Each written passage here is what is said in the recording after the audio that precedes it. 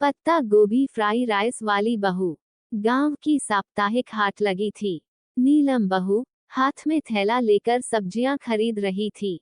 तभी उसकी नजर एक ठेले पर रखी हरी भरी पत्ता गोभी पर पड़ी। नीलम मुस्कराई और बोली, 2 किलो तोल दीजिए भैया, आज कुछ नया बनाएंगे। साथ खड़ी पड़ोसन भूरी बोली, बहुरिया, गांव में पत्ता गोभी सिर्फ गाय को खिलाने के काम आती है, तुम इससे क्या बनाओगी? नीलम ने हंसते हुए कहा, बस एक बार देख लेना, गांव के लोग भी उंगलियां चाटेंगे। अगले दिन दोपहर को सब खेत पर थे।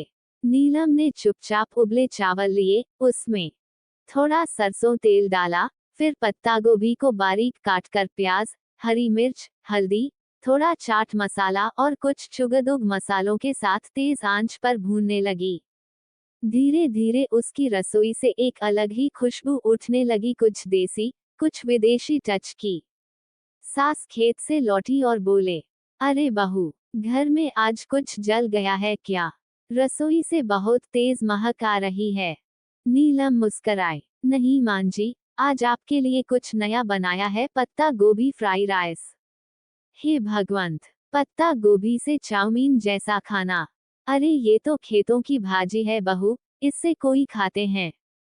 नीलम ने थाली में पत्ता गोभी फ्राई राइस रखा और ऊपर से थोड़ा घी डालकर सासू माँ को दिया। सास पहले तो झिझकी, फिर नीलम की मासूम आंखों को देखकर कौर मुंह में डाला। कुछ पल बाद, है एस, ये तो बड़ा स्वादिष्ट है बहू, लेकिन इसमें दाल नहीं है, सब्जी नहीं है, फिर भी भरपूर लग रहा है। पेट भी भरा और मन भी। शाम को छोटेलाल खेत से आया तो सासू माँ ने प्यार से कहा, बेटा, भाभी से पत्ता गोभी वाला भात मांग ले, मजेदार बनाया है। छोटेलाल भुनभुनाते हुए बोला, का माँ, अब भाभी पत्ता गोभी से होटल का खाना खिलाएंगी क्या? गांव के लोगों को तो चोखा भात ही भाता है। इधर नंद चंपा भी ताना मारती हुई बोली, भाभी तो लगता है टीवी वाले शेफ बन गई हैं। एक दिन पत्ता गोभी, कल को शायद आम से बिरयानी बना दें। नीलम ने कुछ नहीं कहा, बस मुस्कराई। अगले रविवार को गांव की एक बुजुर्ग दादी, जो हर किसी के घर का स्वाद चखने जाती थी, उनके घर आईं। नीलम ने उन्हें भी वही फ्राई राइस परोसा।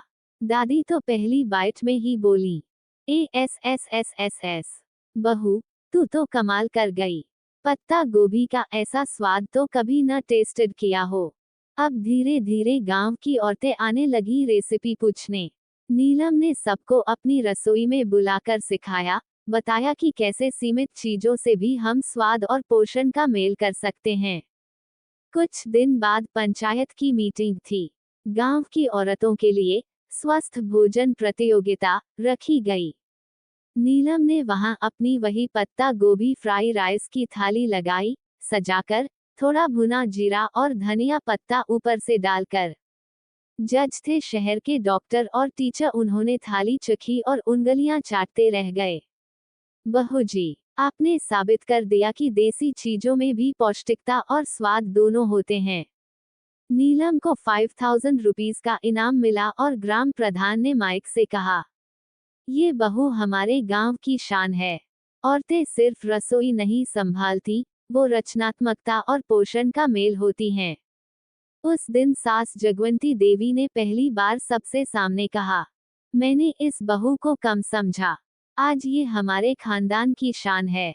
अब नीलम हर रविवार को गांव की औरतों को नए नए व्यंजन बनाना सिखाती, देसी स्टाइल में, देसी सामग्री से। वो कहती, जो चीजें तुम्हें सस्ती लगती हैं, वही दूसरों के लिए रॉयल डिश होती हैं। बस बनाने का तरीका और भावनाएं सच्ची होनी चाहिए।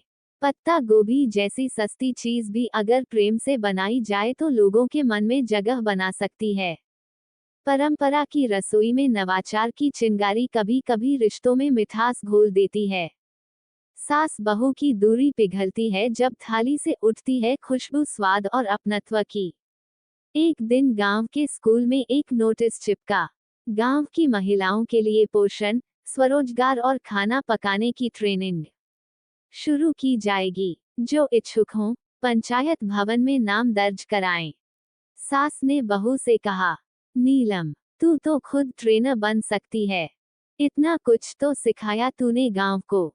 नीलम मुस्कराए, मान जी, अब सिर्फ अपने लिए नहीं, बाकी लड़कियों को भी सिखाऊंगी ताकि वो भी आगे बढ़ें।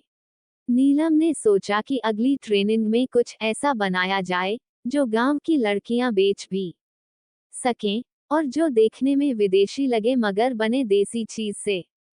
पत्ता गोभी से मंचूरियन, नीलम की आंखों में चमक आ गई। पंचायत भवन में पहली बार स्टोव और कड़ाही रखे गए। नीलम ने गांव की 12 लड़कियों को बुलाया, राधा, मंजू, सोनी, पिंकी और कई ऐसी लड़कियां जो पहले रोटी तक ठीक से नहीं बेलती थीं। सबसे पहले काटो पत्ता गोभी बारीक, फिर डालो थोड़ी सी बेसन, चावल का आटा, नमक, मिर्च, अदरक, लहसुन। लड़कियां नोटबुक में लिख रही थीं। मंचूरियन की गोलियां बनाई गईं, तले गए और फिर सॉस में लपेटकर जब परोसे गए सबके चेहरे पर मुस्कान थी। नीलम ने लड़कियों को प्रेरित किया, अब हर रविवार को गांव के मेले में देसी गोभी मंचूरियन का ठेला लगाओ। नाम होगा रामपुरा मंचूरियन स्पेशल। पहले ही हफ्ते 600 रुपये की बिक्री हुई, दूसरे हफ्ते 1200 रुपये, तीसरे हफ्ते तो जिला अधिकारी खुद मंचूरियन खाने आए। नीलम के नाम पर आंचलिक महिला उद्यमी सम्मान घोषित हुआ। लोग दूर दूर से पूछने आने लगे, आपने कैसे सिखाया गांव की लड़कियों को मंचूरियन बनाना? नीलम मुस्कराकर कहती, पत्ता गोभी को बस नजरिए से देखो, कमजोरी नहीं, ताकत बन जाएगी। अब जगवंती देवी बहू की सबसे बड़ी प्रचारक बन गई थी। मेरी बहू तो टीवी पे आएगी। पहले मैं समझती थी कि बहुएं सिर्फ रोटियां बेलें, पर अब पता चला वो तो दुनिया बदल सकती हैं। नीलम ने योजना बनाई कि हर गांव की कोई एक खास डिश हो जिसे देश भर में जाना जाए। रामपुरा की पहचान पत्ता गोभी मंचूरियन फ्राई राइस थाली। एक दिन मंच पर खड़े होकर नीलम ने कहा, मैं बस एक आम बहू थी। रसोई में पसीना बहता था, ताने मिलते थे, पर उसी पसीने में मैंने स्वाद ढूंढा और वो स्वाद अब आत्मनिर्भरता की खुशबू बन गया है। घर की रसोई से निकलकर जब औरतें समाज को स्वाद, सम्मान और स्वरोजगार सिखाने लगें, तो वो सिर्फ बहू नहीं, बदलाव की चिंगारी बन जाती हैं। कोई भी चीज चाहे वो पत्ता गोभी ही क्यों ना हो, अगर दिल और सोच से बनाई जाए तो उससे भविष्य बन सकता है।